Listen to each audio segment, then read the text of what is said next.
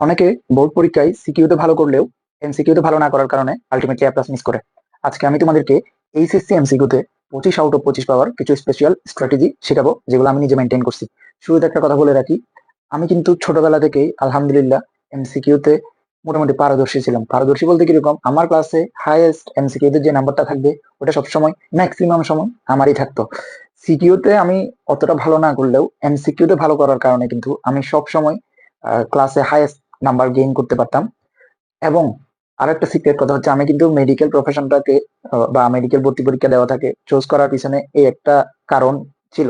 আচ্ছা, এটা সম্পর্কে না হয় অন্য কোনোদিন একদম বিস্তারিত ভাবে বলবো।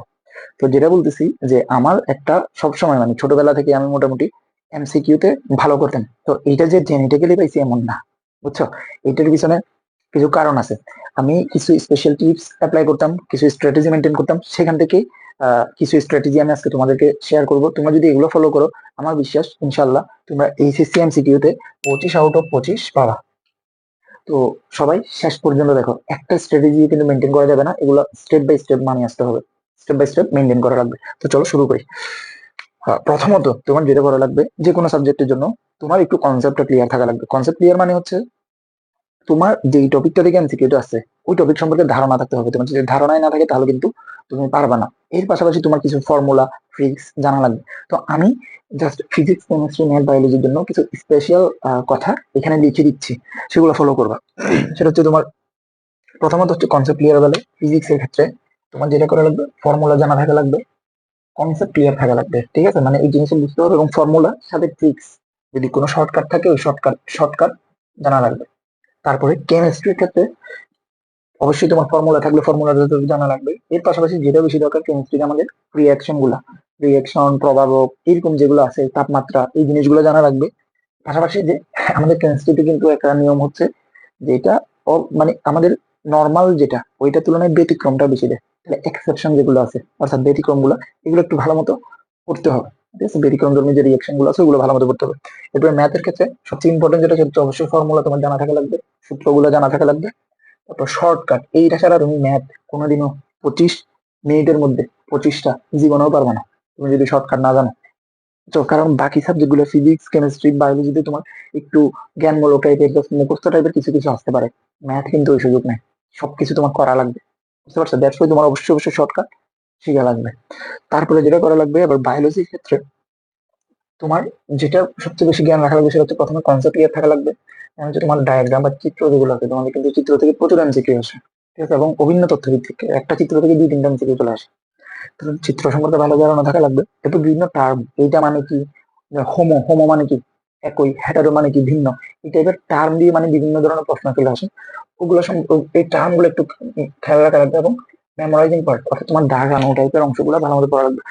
বায়োলজির ক্ষেত্রে সবচেয়ে ইম্পর্টেন্ট হচ্ছে দাগানো লাইন। ঠিক আছে, দাগানো লাইন ভালো মতো পড়া লাগবে। আর ম্যাথে তুমি শর্টকাট কোথায় পাবে, এটা একটা প্রশ্ন হতে পারে, যেটা শর্টকাট পাবো।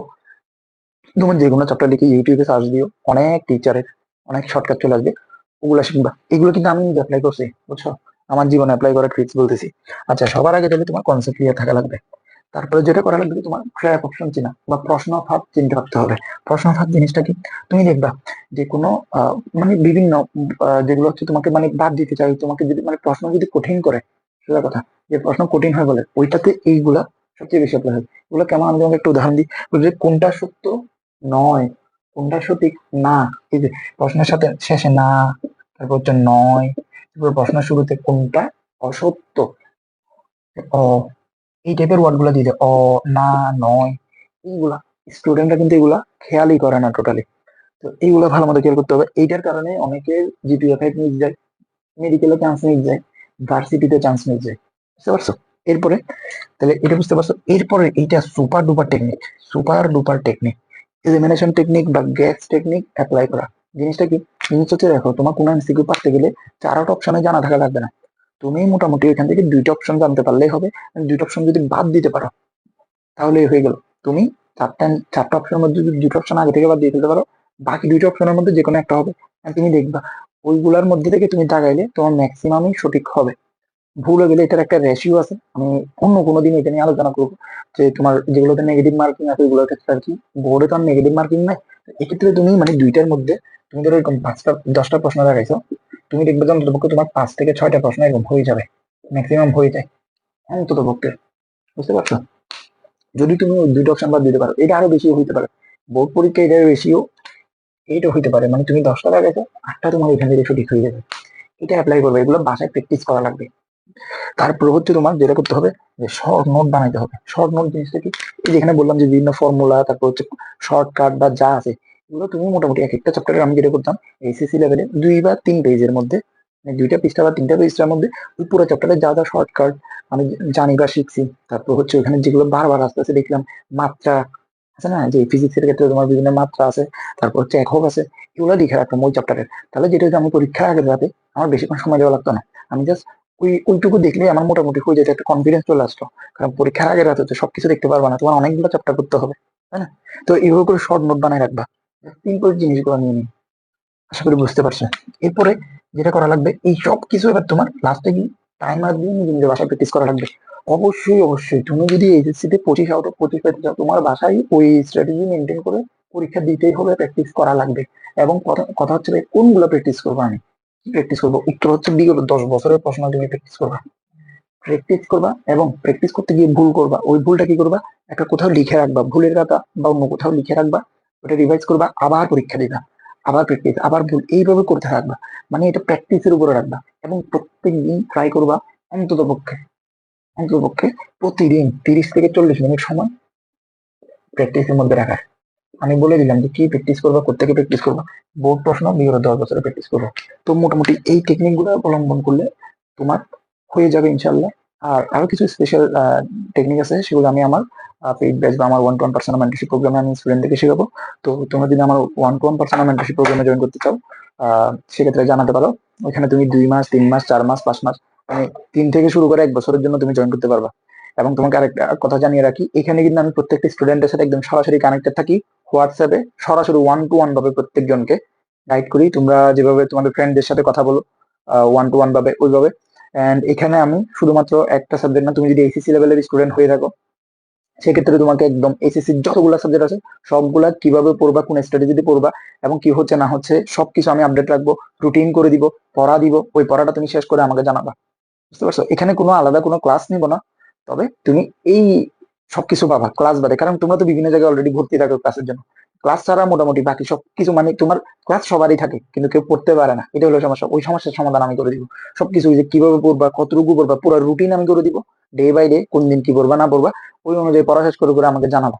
বুঝতে পারছো? তো এটা মোটামুটি একদম তুমি 3 মাস, 4 মাস, 5 মাস, 6 মাস, 7 মাস, 8 মাস, 9, 10, 11, 12 যত মাসের জন্য ইচ্ছা জয়েন করতে পারবা। আর আরেকটা কথা বলে রাখি, আমাদের একটা সাইকেল ওয়াইজ প্রি মেডিকেল এবং সেকেন্ড টাইমার মেডিকেল প্রোগ্রাম আছে। সাইকেল ওয়াইজ রাখছি, ফি যথেষ্ট কম আছে। সাইকেল ওয়াইজ রাখছি কারণ অনেকেই আসলে যে ফি এর কারণে বড় বড় কোর্সে ভর্তি হতে পারো না বা একসাথে জয়েন করা পসিবল হয় না। যারা একসাথে জয়েন করতে চাও তারা সবগুলো সাইকেল একসাথে জয়েন করতে পারো, 5টা সাইকেল আছে। আর যারা চাও যে ফিনান্সিয়ালি প্রবলেম, তারা একটা বা 2টা সাইকেলে জয়েন করতে পারো এর কি। এবং তোমাকে আরো একটা কথা বলে রাখি, তুমি যদি আমাদের মেন্টরশিপে 6 মাস কিংবা তার অধিক সময়ের জন্য জয়েন করো, আই রিপিট, মেন্টরশিপে যদি 6 মাস কিংবা তার অধিক সময়ের জন্য জয়েন করো, সেক্ষেত্রে এই প্রোগ্রামটা সম্পূর্ণটা ফ্রি পাবে। ওইখানে কিন্তু 5টা সাইকেলের মূল্য বর্তমানে ডিসকাউন্টে 5,000 টাকা, ডিসকাউন্ট ছাড়া আরো অনেক বেশি। ওই 5,000 টাকার মানে ডিসকাউন্টে যেটা বলতেছি 5,000 টাকা, এটা পুরোটা ফ্রি পেয়ে যাবে। তো এই আর কি। আর যেগুলো বললাম, এখানে যে স্ট্র্যাটেজি গুলো বললাম, এগুলো যদি মেনটেন করতে পারো, আমি গ্যারান্টি দিচ্ছি ইনশাল্লাহ তোমার এখানে 25 আউট অফ 25-এর নিচে নামবেই না, বা সর্বোচ্চ তুমি অন্তত 23-24 হলেও পাবা। বুঝছো? এবং মনে রাখবা, অনেক সময় তোমার বোর্ডে বা ইয়ার ফাইনাল এক্সাম গুলোতে তোমার কিন্তু সিকিউ খারাপ হতেই পারে, স্যার যদি প্রশ্ন করে, ওই সময়ে তোমাকে তোমার এ প্লাসটা কিন্তু এনে দিবে এই এমসিকিউ 3 মার্ক 4 মার্ক এক্সট্রা যেগুলো পাবা ওইগুলোই। আর এখানে যদি আবার কম মার্ক পাও তাহলে কিন্তু বিপদ আছে। বুঝতে পারছো? সেই জন্য এমসিকিউর প্রতি এখন থেকেই যত্নশীল হও এবং যে স্ট্র্যাটেজি গুলো শিখালাম এগুলো মেনটেন করো। তোমরা জাস্ট আমাকে জানাবা এখানে যতগুলা সিস্টেম স্ট্র্যাটেজি বলছি, এখানের মধ্যে তোমার কোনটা সবচেয়ে বেশি আহ, ভালো লাগছে। আমার এই দুইটা, ট্র্যাপ এবং ইলিমিনেশন টেকনিক, বুঝছো? এবং লাস্টের এই দুইটা তো অবশ্যই, এই দুইটা অ্যাপ্লাই না করলে তুমি পারবা না। সবগুলো ইম্পর্টেন্ট, আমার পার্সোনালি এগুলো খুব বেশি অ্যাপ্লাই করতাম। তো তুমি জানাবা তোমার কোনটা ভালো লাগছে, এন্ড নেক্সট কিসের উপরে ভিডিও চাও পরবর্তীতে, সেটা জানাতে পারো। সবাই ভালো থাকো, আল্লাহ হাফেজ, আসসালামু আলাইকুম।